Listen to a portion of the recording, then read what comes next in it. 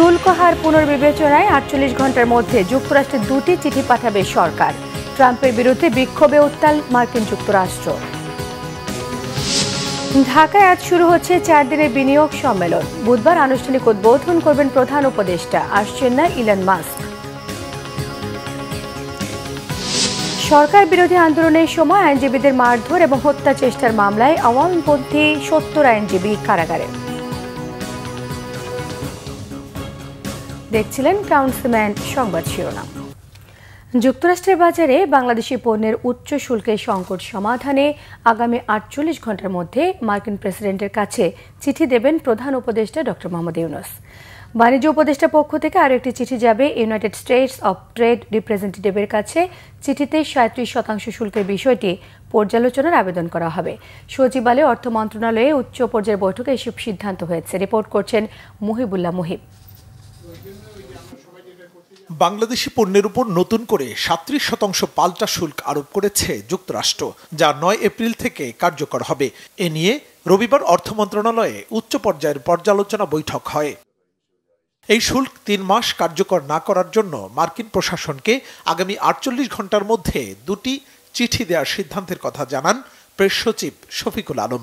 আমেরিকার president Donald ট্রাম্পের কাছে আর একটা চিঠি যাবে আমাদের কমার্স অ্যাডভাইজারের তরফ থেকে ইউএসটিআর এর কাছে। ইউএসটিআর তো আপনারা জানেন ইউনাইটেড স্টেটস ট্রেড রিপ্রেজেন্টেটিভের কাছে যাবে।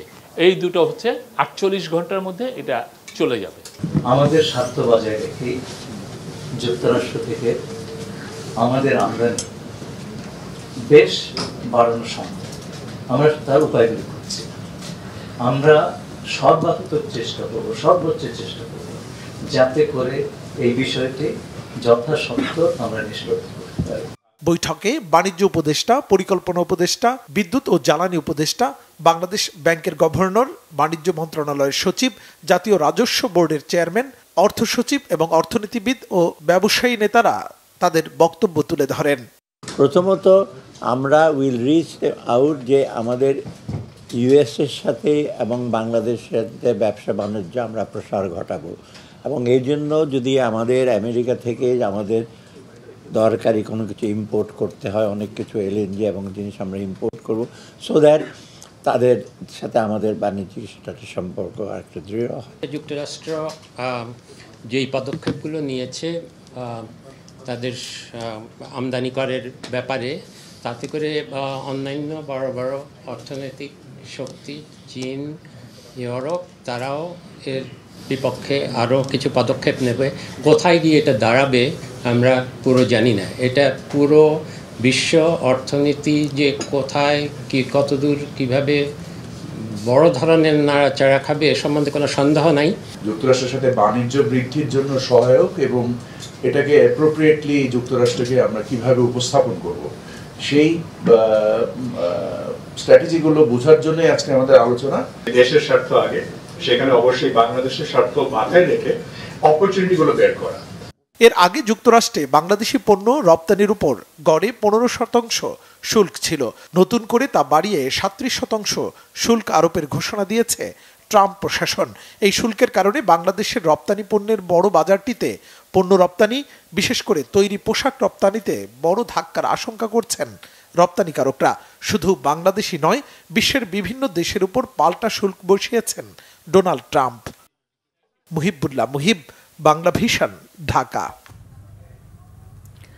অর্থ উপদেষ্টা ড. সালেউদ্দিন আহমেদ জানিয়েছেন, বাংলাদেশের অর্থনৈতিক পরিস্থিতি এবং ঋণের শর্ত পূরণের অগ্রগতিতে সন্তোষ জানিয়েছে আইএমএফ। আগামী জুনে ঋণের চতুর্থ এবং পঞ্চম কিস্তির অর্থ একসঙ্গে পাওয়া যাবে এমন আশা ব্যক্ত করেছেন তিনি। বৈঠকে আইএমএফ প্রতিনিধি দল রাজস্ব আদায় পরিস্থিতি এবং খারাপ ঋণ নিয়ে উদ্বেগের পাশাপাশি বৈদেশিক মুদ্রা বিনিময় হার বাজার ভিত্তিক করার তাগিদ দিয়েছে বলেও জানিয়েছেন অর্থ উপদেষ্টা। রিপোর্ট করছেন জিয়াউল হক সবুজ। ঋণের অর্থ ছাড়ের শর্ত পূরণের অগ্রগতি জানতে শনিবার বাংলাদেশে আসেন ক্রিস পাপা জর্জিওর নেতৃত্বে আইএমএফের এক প্রতিনিধি দল। রবিবার সচিবালয়ে অর্থ উপদেষ্টা ড. সালেউদ্দিন আহমেদের সঙ্গে বৈঠক করেন তারা। বৈঠকে আইএমএফ মিশনটি বাংলাদেশের জিডিপির অনুপাতে রাজস্ব আয় বৃদ্ধি ও বৈদেশিক মুদ্রার রিজার্ভ ছাড়াও বাজেট ঘাটতি পর্যালোচনা করে। খেলাপি ঋণ আদায় ও ব্যাংক খাতের শৃঙ্খলা ফেরানোর বিষয়েও তারা জানতে চায় বলে জানিয়েছেন অর্থ উপদেষ্টা। বেসিক্যালি যে IMF এর কনসার্নটা হলো রেভিনিউ জেনারেশন, আমাদের বাজেট সাইজ কত হবে, ডেফিসিট কত হবে, এগুলো কতটুকু আমরা রাখবো, সার্বিকভাবে ব্যাংকিং শৃঙ্খলা, ডিফল্ট লোন আদায়, আর এদিকে NBR এর আমরা ট্যাক্স GDP রেশিও বাড়াবো কী করে, কোন কোন ক্ষেত্রে বাড়াবো, এইগুলি নিয়ে আলাপ হচ্ছে। যে IMF বলছে দেখে করছি, এটা আমাদের ব্যাংক রেজলিউশন, ডিফল্ট লোনগুলো ইস্যু করতে হবে, আমরা ম্যাক্রো স্টেবিলিটি আবার আনতে হবে, ট্যাক্স রেভিনিউ বাড়াতে হবে, ট্যাক্সের লিকেজ এটা আমাদের জন্য। অতএব ওরা টাকা দেখ আর না দেখ, এটা তো আমাদের এমনি করতে হবে। মিশনটির বিশ্লেষণ সম্পর্কে উপদেষ্টা জানান, অন্তর্বর্তী সরকারের 8 মাসে সঠিক পথে রয়েছে বাংলাদেশের অগ্রগতি। সব ঠিক থাকলে চতুর্থ ও পঞ্চম কিস্তির বাকি $239 কোটি পাওয়া যাবে আগামী জুনেই। ওরা বাংলাদেশে ইকোনমি বলেছে মোটামুটি এখন things are stable, things are moving to the right direction, কিন্তু এই রিভিউর পর একটু দেখবে। ওরা বলছে উই আর স্যাটিসফাইড যে বাংলাদেশ ইকোনমি এখন তো স্টেবল আছে আর কি। আমাদের যা যা করার আমরা করতে চেষ্টা করছি, অলরেডি আমরা আমাদের গুড ইন্টেনশনটা তো দেখিয়েছি, ওদের দিক থেকে ওদের গুড ইন্টেনশন দেখাক, দেন উইল এঙ্গেজ, আমরা আলাপ করব অ্যান্ড হোপ উইল অ্যাগ্রি, যে ওরা হয়তো কিছু বলবে এটা করতে, আমরা যেটা করেছি তো এটা করে also will try to agree. 2023 সালে শুরু হওয়া $470 কোটি ঋণ কর্মসূচির প্রথম 3 কিস্তিতে $231 কোটি পেয়েছে বাংলাদেশ। বাকি অর্থ এবছরের জুনে IMF এর বোর্ড সভায় অনুমোদন মিলবে এমন আশা অর্থ উপদেষ্টার। জিয়াউল হক সবুজ, বাংলা ভিশন, ঢাকা। বিনিয়োগ রাতারাতি আসে না, পাইপলাইন তৈরির কাজ করা হচ্ছে বলে জানিয়েছেন বাংলাদেশ বিনিয়োগ উন্নয়ন কর্তৃপক্ষের নির্বাহী চেয়ারম্যান চৌধুরী আশিক মাহমুদ বিন হারুন। জানান, এবারের সম্মেলনে ইলন মাস্ক না এলেও চুক্তি হবে নাসার সঙ্গে। আর ইন্টারকন্টিনেন্টালের পুরো অনুষ্ঠান স্টারলিংকের ডেমো থাকবে। আজ সোমবার থেকে শুরু হতে যাওয়া বিনিয়োগ সম্মেলনে রাজধানীর ফরেন সার্ভিস একাডেমিতে ব্রিফিংয়ে বিডা চেয়ারম্যান আরও জানান, আগামী 9 এপ্রিল বুধবার সম্মেলনের উদ্বোধন করবেন প্রধান উপদেষ্টা ডক্টর মোহাম্মদ ইউনূস। সেদিন পুরো বাংলাদেশকে উপস্থাপন করা হবে। জানান, এখন পর্যন্ত 40টি দেশের বিনিয়োগকারীরা এতে উপস্থিত থাকবেন। আগামীকাল 60 জনের একটি প্রতিনিধি দল বিশেষ বিমান চট্টগ্রামে মেরের সরাই এবং কোরিয়ান ইপিজেড পরিদর্শন করবেন। এছাড়া পরদিন মঙ্গলবার বিনিয়োগকারীদের আরেকটি দলকে নারায়ণগঞ্জের বিভিন্ন রপ্তানিমুখী কারখানা ঘুরে দেখানো হবে। বিডা চেয়ারম্যান বলেন, সম্মেলনে বিনিয়োগকারীদের একটি ধারণা দেয়াই সরকারের মূল লক্ষ্য। যুক্তরাষ্ট্রের শুল্ক আরোপের বিষয়টি সরকার সুযোগ হিসেবে দেখছে বলে তিনি জানিয়েছেন। এই সামিট করেই কি তার মানে কালকে থেকে হঠাৎ করে আমরা $10 বিলিয়ন একটা ইনভেস্টমেন্ট গ্যারান্টি দিয়ে ফেলবো কিনা? ব্যাপারটা কিন্তু সেরকম না। আমি এই জন্য আবার বারবার বলছি যে আমাদেরকে প্রথমে যেটা ঠিক করতে হবে সেটা হচ্ছে যে আমাদের ন্যারেটিভটা ঠিক করতে হবে। আমাদের বাংলাদেশের ব্যাপারে যে গ্লোবাল ন্যারেটিভটা আছে, এই ন্যারেটিভটাকে আমাদেরকে ওভারটার্ন করতে হবে, নাম্বার 1। নাম্বার 2 হচ্ছে বাংলাদেশের যেই ব্যবসা করার যে difficulty, is of doing business, সেটাকে আমাদের সিগনিফিকেন্টলি ইমপ্রুভ করতে হবে। আমরা যেখানে আছি, ওয়ান অফ দ্য রিজনস যেই কারণে বাংলাদেশে আমরা অনেক ধরনের ট্যাক্সের সুবিধা দিই, 10 বছরের ট্যাক্স ব্রেক আছে বেজাতে, তারপরেও বেজাতে ইনভেস্টমেন্ট হয় না। তো কেন তাহলে ইনভেস্টমেন্ট হয় না? যদি আমরা ট্যাক্স ব্রেক দিই 10 বছরের, 12 বছরের, নিজেদেরই কিছু সমস্যা আছে, সেই সমস্যাগুলো যদি আমরা সমাধান করি, রাইট ন্যারেটিভটা সেট করি, তাহলে এই পাইপলাইনটা ওভারটাইম বিল্ড করবে। প্রধান উপদেষ্টা ডক্টর মোহাম্মদ ইউনূস বলেছেন, শান্তি একমাত্র সমাধান, যুদ্ধ কোনো সমাধান নয়। শান্তি প্রতিষ্ঠার জন্য যুদ্ধের দরকার নেই। সাম্প্রতিক চীন সফরে দেশটির গণমাধ্যম CGTN-কে একান্ত সাক্ষাৎকারে প্রধান উপদেষ্টা আশা প্রকাশ করেন, চীনের সঙ্গে বাংলাদেশের সম্পর্ক নতুন উচ্চতায় পৌঁছবে। বাংলাদেশে চীনা বিনিয়োগ এবং শিল্প কারখানা স্থানান্তরের আহ্বানও জানিয়েছেন তিনি আরও বলেন, স্বল্পোন্নত দেশ থেকে উন্নয়নশীল দেশে উত্তরণের পথে আছে বাংলাদেশ। তরুণ সমাজের প্রত্যাশা অনুযায়ী বাংলাদেশকে রূপান্তরে সহায়তা করতে পারে চীন। ডক্টর মোহাম্মদ ইউনূস জানান, বাংলাদেশ ও চীনের মধ্যকার 50 বছরের দ্বিপাক্ষিক সম্পর্কের সাফল্য অত্যন্ত তাৎপর্যপূর্ণ। ভবিষ্যতে তা ধরে রাখতে সংস্কৃতি ও ভাষা চর্চার উপর গুরুত্ব দিতে হবে। বাংলাদেশে চাইনিজ সাংস্কৃতিক চর্চা কেন্দ্র স্থাপনে চীন সহায়তা করতে পারে। সাক্ষাৎকারে বাংলাদেশের স্বাস্থ্য সেবা নিয়েও কথা বলেছেন ইউনূস। স্বাস্থ্য খাতে চাইনিজ টেকনোলজি থেকে বাংলাদেশের অনেক কিছু পাওয়ার আছে বলেও জানিয়েছেন প্রধান উপদেষ্টা ডক্টর মোহাম্মদ ইউনূস। বৈষম্য বিরোধী আন্দোলনের সময় বিএনপি জামায়াতপন্থী আইনজীবীদের মারধর এবং হত্যা চেষ্টার মামলায় আওয়ামী লীগ সমর্থক 70 জন আইনজীবীকে কারাগারে পাঠানো হয়েছে। একই মামলায় জামিন পেয়েছেন ঢাকা আইনজীবী সমিতির সাবেক সভাপতি আবু সাইদ সাগর এবং 9 জন নারী আইনজীবী। এর আগে ঢাকা মহানগর দায়রা জজের আদালতে আত্মসমর্পণ করে জামিন আবেদন করেন তারা। শুনানি শেষে আদালত এ আদেশ দেন। রিপোর্ট করছেন SM ফয়েজ। ছাত্র জনতার আন্দোলনের সময় 4 আগস্ট আদালত প্রাঙ্গণে বিএনপি ও জামাতপন্থী আইনজীবীদের উপর হামলা, চেম্বার ভাঙচুর ও হত্যা চেষ্টার মামলায় জামিনের মেয়াদ শেষ হওয়ায় ঢাকা মহানগর দায়রা জজ আদালতে আত্মসমর্পণ করে জামিন আবেদন করেন আওয়ামী লীগপন্থী 83 জন আইনজীবী। উভয় পক্ষের শুনানি শেষে 70 জনকে কারাগারে পাঠানোর নির্দেশ দেয় আদালত।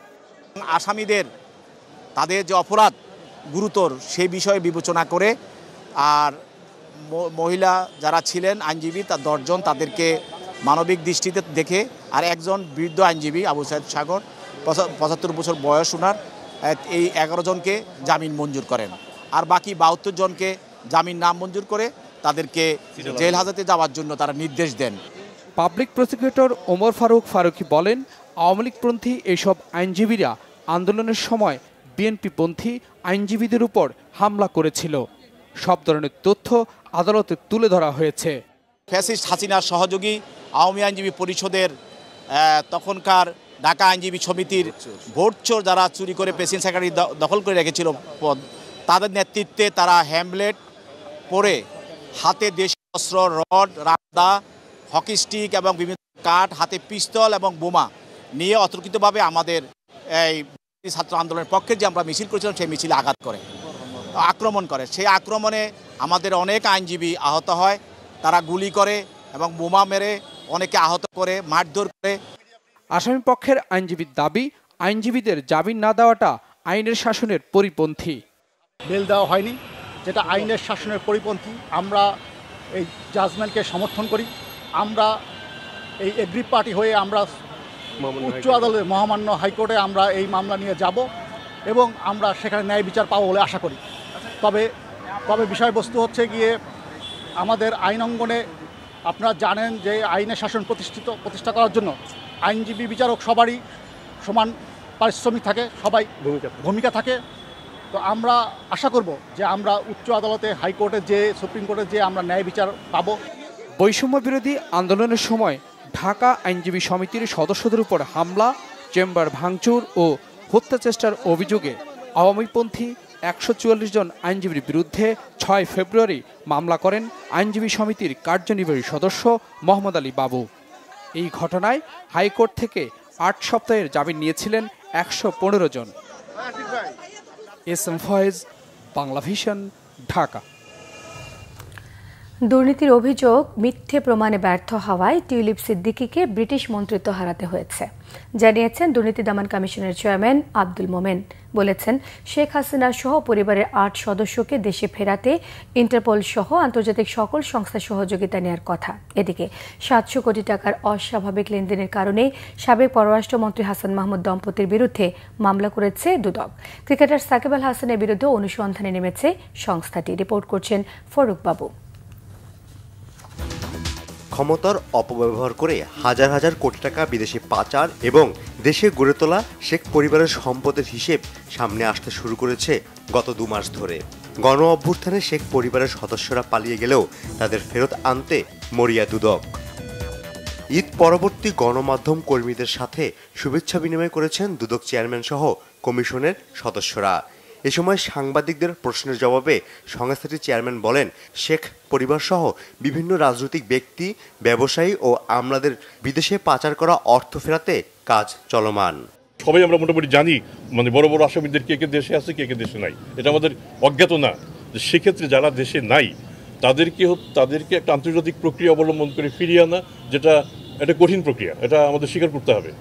আর যারা দেশে আছেন তাদের প্রতি আমরা কতটা সদয় কিংবা কতটা নির্দয় কিংবা কতটা অবজেক্টিভ আপনারা সেটা বিবেচনা করবেন। আমরা চেষ্টা করছি, আমাদের ক্ষমতার মধ্যে যতটুকু সম্ভব আমরা তাদেরকে ধরার চেষ্টা করছি। এদিকে সাবেক ব্রিটিশ মন্ত্রী টিউলিপ সিদ্দিকীকে তার দুর্নীতির বিষয়ে আইনজীবীর মাধ্যমে জানানো হয়েছে বলছে দুদক। বাংলাদেশের আদালতে হাজির হয়ে মামলা মোকাবিলার আহ্বানও সংস্থাটির চেয়ারম্যানের। দুর্নীতি দমন কমিশনের দায়েরকৃত মামলায় দুর্নীতির অভিযোগে অভিযুক্ত মিস টিউলিপ সিদ্দিকী বিলেতে আইনজীবীর পাঠানো পত্রের জবাব আমরা দিইনি। স্কাই নিউজের সূত্র উল্লেখ করে উক্ত অভিযুক্ত বলেছেন, দুর্নীতি দমন কমিশন তার সাথেও যোগাযোগ করেনি। অনুগ্রহ করে লক্ষ্য করুন, দুর্নীতির অভিযোগ উড়িয়ে দিতে পারেননি বলেই ব্রিটেনের দুর্নীতি নিবারণের দায়িত্বপ্রাপ্ত মন্ত্রী মিস টিউলিপ সিদ্দিক সে দেশের প্রধানমন্ত্রীর প্রবল সমর্থন সত্ত্বেও পদত্যাগ করতে বাধ্য হয়েছেন। দুর্নীতি দমন কমিশন তার আইনজীবীকে এবং আইনজীবীর মাধ্যমে মিস টিউলিপ সিদ্দিকীকে ইতিপূর্বেই জানিয়ে দিয়েছে সম্পূর্ণভাবে দালিলিক প্রমাণের উপর ভিত্তি করেই আদালতে দুর্নীতির চার্জশিট দাখিল করা হয়েছে। এদিন সাবেক পররাষ্ট্রমন্ত্রী হাসান মাহমুদ দম্পতির বিরুদ্ধে ৬৫টি ব্যাংক হিসেবে ৭০০ কোটি টাকা অস্বাভাবিক লেনদেনের কারণে মামলা করেছে দুদক। ফররুখ বাবু, বাংলা ভিশন, ঢাকা। আন্তর্জাতিক অপরাধ ট্রাইব্যুনালের চিফ প্রসিকিউটর তাজুল ইসলাম বলেছেন, জুলাই আগস্টে সংগঠিত মানবতাবিরোধী অপরাধের অন্তত ২টি মামলার আনুষ্ঠানিক অভিযোগপত্র এই মাসে দাখিল করতে পারবেন তারা। ট্রাইব্যুনাল নিয়ে নানামুখী ষড়যন্ত্র চলছে জানিয়ে তিনি জানান, ষড়যন্ত্রকারীদের চিহ্নিত করা হচ্ছে। আয়নাঘরে তদন্তের সময় বোমা হামলার চেষ্টা হয়েছে বলেও জানিয়েছেন তিনি। রিপোর্ট করছেন আহমেদ সরওয়ার। জুলাই আগস্টে যাত্রাবাড়িতে গণহত্যা ও মানবতা বিরোধী অপরাধের অভিযোগে ওয়ারির সাবেক এসি তানজিল এবং যাত্রাবাড়ি থানার সাবেক ওসি আবুল হাসানকে রবিবার হাজির করা হয় আন্তর্জাতিক অপরাধ ট্রাইব্যুনালে। আবেদনের প্রেক্ষিতে বিচারপতি গোলাম মর্তুজা মজুমদারের নেতৃত্বে ৩ সদস্যের আন্তর্জাতিক অপরাধ ট্রাইব্যুনাল তাদেরকে গ্রেপ্তার দেখিয়ে কারাগারে পাঠানোর আদেশ দেন। সেই সাথে তদন্ত প্রতিবেদনের জন্য ৩ মাসের সময় দেওয়া হয়। এছাড়া চাংখারপুলের ঘটনায় নাসিরুলকে ১০ এপ্রিল এবং সাভারের ইয়ামিন হত্যা মামলার আসামি সোহেল মিয়াকে ১৩ এপ্রিল জিজ্ঞাসাবাদের জন্য দিন ঠিক করেছে ট্রাইব্যুনাল। ট্রাইব্যুনালের বিচার শুরু হয় তদন্ত রিপোর্টের উপরে ভিত্তি করে। তো তদন্ত, এই যে মানবতা বিরোধী অপরাধের তদন্ত, এটা আমরা বারবারই বলেছি, এটা জটিল এবং সময় সাপেক্ষ বিষয়। এই ট্রাইব্যুনাল যখন আগের রেজিমের সময়ে ছিল, সেই সময় তারা প্রথম তদন্ত রিপোর্ট দিতে ১৬ মাস সময় লেগেছিল তাদের। সাংবাদিকদের এক প্রশ্ন জবাবে চিফ প্রসিকিউটর জানান, প্রসিকিউশন টিম বসে নেই। অচিরেই জুলাই আগস্টের মানবতা বিরোধী অপরাধের বিচারের অগ্রগতি দেখা যাবে। 3টা মামলার চার্জশিটের ড্রাফট আমরা পেয়ে গেছি। একটা হচ্ছে চানখারপুল, একটা আশুলিয়া, আর একটা হচ্ছে শেখ হাসিনার বিরুদ্ধে যেটা মানবতা বিরোধীর কমান্ড রেসপন্সিবিলিটির মামলা, সেটারও ড্রাফটটা আমাদের হাতে এসেছে, যেটার আরও ফার্দার কাজ চলছে। খুব সহসাই 2টো চূড়ান্ত রিপোর্ট আমরা পাবো এবং এই মাসের মধ্যে অন্তত 2টো মামলার ফর্মাল চার্জ হয়তো দাখিল করা সম্ভব হবে। 3টা জটিলতম গুমের সেন্টার, আয়নাঘর আমাদের এই ইনভেস্টিগেটররা তদন্ত করেছেন, আবিষ্কার করেছেন। এই কাজ করতে গিয়ে স্বয়ং চিফ প্রসিকিউটর তিনি এই ইনভেস্টিগেশন চলাকালে সেখানে প্রেজেন্ট ছিলেন এবং আমরা যখন না বুঝে সেখানে বোমা ফিট করা ছিল, সেই বোমাগুলোর সাথে টাইমার সেট করা ছিল। আমাদেরকে অ্যাপারেন্টলি বোঝা যায় যে এই ইনভেস্টিগেশন করতে যারা গিয়েছেন তাদেরকে হত্যা করারও চেষ্টা করা হয়েছিল। এত সব জটিলতার মধ্য দিয়ে যে কাজগুলো এগিয়েছে সেগুলো প্রতিদিন জনসম্মুখে আসেনি। সেই কারণে অনেকেই মনে করতে পারেন যে তদন্ত কাজ কিছু হয়নি। তিনি বলেন, যত চেষ্টাই করুক বিচারের বানচালের ষড়যন্ত্র সফল হবে না। আমাদের যারা এই মামলার আসামি তারা চেষ্টা করবে বিচারকে বন্ধ করার জন্য, বন্ধ করতে না পারলে বিতর্কিত করার জন্য, কাউকে এম্বারাস করার জন্য, নানান ধরনের ডিসইনফরমেশন ছড়ানোর জন্য।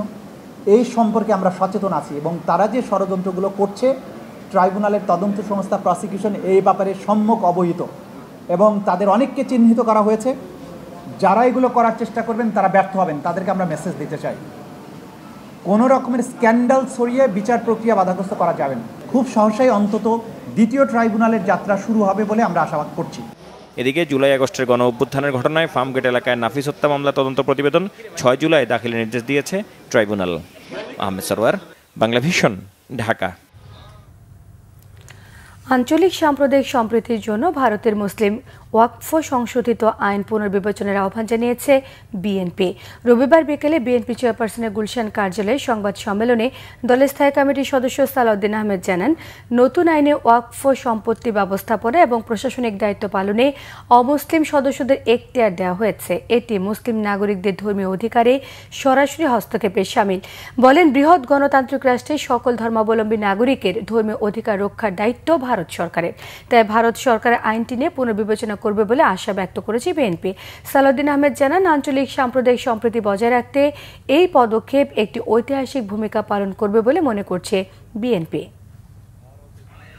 যে আঞ্চলিক সাম্প্রদায়িক সম্প্রীতি বজায় রাখার পদক্ষেপ নেওয়ার জন্য, কারণ ভারতের যে কোনো রকমের এরকম অস্থিতিশীল পরিস্থিতি যখন সৃষ্টি হয়, সাম্প্রদায়িক সম্প্রীতি বিনষ্টের মতো কোনো পরিস্থিতি সৃষ্টি হলে সেটার প্রভাব বাংলাদেশেও এসে পড়ে। সেই জন্য আমাদের এখানে উদ্বিগ্ন হওয়ার এটাই একটা কারণ, যাতে আঞ্চলিক সাম্প্রদায়িক সম্প্রীতি বজায় থাকে এবং কোনোভাবে যেন এটার প্রভাব আমাদের এই ভূখণ্ডে এসে না পড়ে। গাজায় ইসরায়েলি বর্বরতার প্রতিবাদে গ্লোবাল স্ট্রাইকস ফর গাজা কর্মসূচির সঙ্গে সংহতি জানিয়ে রাজধানী ঢাকায় আজ বিক্ষোভ কর্মসূচির ডাক দিয়েছে বিভিন্ন রাজনৈতিক দল এবং সংগঠন। রবিবার রাতেও বিক্ষোভ করেছে শিক্ষার্থীরা। ফিলিস্তিনে ইসরায়েলি বাহিনীর নৃশংস হামলার প্রতিবাদে বিশ্বব্যাপী শিক্ষার্থীদের ক্লাস ও পরীক্ষা বর্জন কর্মসূচির সঙ্গে সংহতি প্রকাশ করেছে ঢাকা বিশ্ববিদ্যালয়। আজ সোমবার ঢাকা বিশ্ববিদ্যালয়ের সকল ক্লাস পরীক্ষা স্থগিত করেছে বিশ্ববিদ্যালয় প্রশাসন।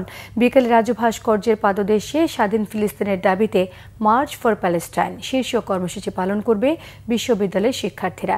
গাজায় ইসরায়েলি হামলার তীব্র নিন্দা এবং প্রতিবাদ জানিয়েছে জাতীয় নাগরিক কমিটি এনসিপি। শাহবাগে জাদুঘরের সামনে বিক্ষোভ মিছিলে ডাক দিয়েছে সংগঠনটি। The world stop for Gaza কর্মসূচির প্রতি সংহতি প্রকাশ করে আগামী 8 এপ্রিল সারা দেশের শিক্ষা প্রতিষ্ঠানে প্রতিবাদ কর্মসূচির ঘোষণা করেছে জাতীয়তাবাদী ছাত্র দল। এদিকে রবিবার রাতে রাজু ভাস্কর্যের পাদদেশে আজাদ প্যালেস্টাইন ব্যানারে বিক্ষোভ করেছে শিক্ষার্থীরা। রাতে ঢাকায় বিক্ষোভ করেছে ইসলামী আন্দোলন বাংলাদেশ। রাত 9টায় বায়তুল মোকাররমের উত্তর গেট থেকে মিছিল বের করে সংগঠনটি ঢাকা মহানগর দক্ষিণ শাখা।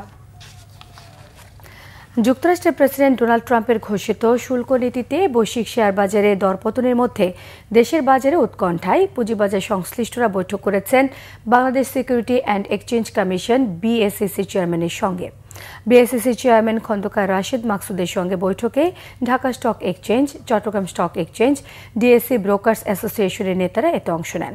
দেশের প্রধান রপ্তানি খাত বস্ত্র এবং পোশাক শিল্পের 54টি কোম্পানি ডিএসসিতে তালিকাভুক্ত। এছাড়া জুতা, হিমায়িত মৎস্য, পাট ও পাটজাত পণ্য, সিরামিক খাতের কয়েকটি কোম্পানি তালিকাভুক্ত মার্কিন বাজারে পণ্য রপ্তানির সঙ্গে যুক্ত। সকাল 11:30টায় শুরু হয় এই বৈঠক। প্রায় 1 ঘন্টার বৈঠক শেষে ডিএসসিসির চেয়ারম্যান মোমিনুল ইসলাম সাংবাদিকদের কাছে আশা প্রকাশ করেন মার্কিন শুল্ক নীতি নেতিবাচক প্রভাব ফেলবে না দেশের পুঁজিবাজারে। আরও কিছু খবর নিয়ে এখন থাকছে একটি ডেস্ক রিপোর্ট। টাঙ্গাইলের গোপালপুরে সদ্য কারামুক্ত বিএনপির ভাইস চেয়ারম্যান আব্দুস সালাম পিন্টুকে গণসংবর্ধনা দিয়েছে উপজেলা বিএনপি। সরকারি সুতি ভিএম পাইলট মডেল হাইস্কুল মাঠে উপজেলা বিএনপির সভাপতি খন্দকার জাহাঙ্গীর আলম রুবেলের সভাপতিত্বে সভায় বক্তব্য রাখেন বিএনপির স্থায়ী কমিটির সদস্য নজরুল ইসলাম খান, প্রচার সম্পাদক সুলতান সালাউদ্দিন টুকু, নির্বাহী কমিটির সদস্য এস.এম. ওবায়দুল হক, জেলা বিএনপির সভাপতি হাসানুজ্জামিল শাহিন সহ অনেকে। ফেনী ছাগলনাইয়া উপজেলা বিএনপি ও সহযোগী সংগঠনের উদ্যোগে ঈদ পুনর্মিলনী হয়েছে। 8 নম্বর রাধানগর ইউনিয়ন বিএনপি ও সহযোগী সংগঠনের আয়োজনে জঙ্গলমিয়া সরকারি প্রাথমিক বিদ্যালয় মাঠে এতে প্রধান অতিথি ছিলেন ঢাকা মহানগর দক্ষিণ বিএনপির আহ্বায়ক, ফেনী 1 আসনের সাংগঠনিক সমন্বয়ক রফিকুল আলম মজনু। আহ্বায়ক মোহাম্মদ রবিউল হক চৌধুরীর সভাপতিত্বে অনুষ্ঠানে বিশেষ অতিথি ছিলেন বিএনপির নির্বাহী কমিটির সদস্য জালাল উদ্দিন মজুমদার, ছাগলনাইয়া উপজেলা বিএনপির আহ্বায়ক নূর আহমদ মজুমদার, সদস্য সচিব আলমগীর, ছাগলনাইয়া পৌর বিএনপির আহ্বায়ক ইউসুফ মজুমদার। কক্সবাজারে জরুরি মতবিনিময় সভা করেছে সাংবাদিক ইউনিয়ন। স্থানীয় প্রেস ক্লাব মিলনায়তনে কক্সবাজারের প্রবীণ সাংবাদিক মোহাম্মদ কামাল হোসেন আজাদের সভাপতিত্বে এতে বক্তব্য রাখেন বাংলাদেশ ফেডারেল সাংবাদিক ইউনিয়নের মহাসচিব কাদের গনি চৌধুরী, বিএফইউজের ভারপ্রাপ্ত সভাপতি ওবায়দুর রহমান শাহিন সহ অনেকে। বেসরকারি টেলিভিশন যমুনার 11 বছর পূর্তি উৎসব হয়েছে কক্সবাজার সৈকতে। প্রধান অতিথি ছিলেন ধর্ম উপদেষ্টা ডক্টর আফম খালিদ হোসেন। স্থানীয় প্রেস ক্লাবের সভাপতি মাহবুবুর রহমানের সভাপতিত্বে এতে বিশেষ অতিথি ছিলেন র্যাবের CO lieutenant colonel Kamrul Hasan, UNO Yasmin Chowdhury, Nizame Islam পার্টির আমির মাওলানা আব্দুল খালেক নিজামী।